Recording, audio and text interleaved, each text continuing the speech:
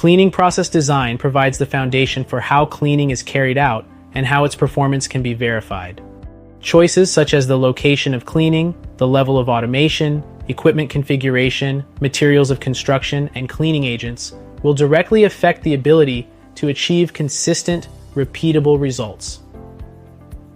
To understand how each design element contributes to cleaning and validation, let's look at them individually.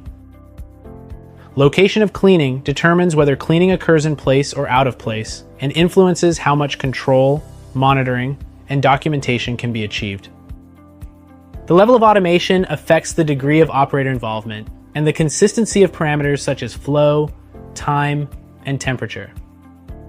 Equipment configuration and how equipment is used shapes contamination risk and defines which surfaces or components require validation coverage. Materials of construction and the surface finish affect how easily residues adhere to or are removed from product contact areas.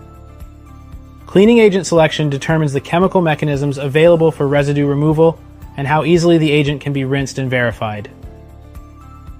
Design determines how a cleaning system is built to function, and validation shows how that function holds up in real operation. The relationship between the two creates a consistent framework for control, troubleshooting, and ongoing verification. With that structure in place, the process can operate with a level of predictability that supports long-term compliance.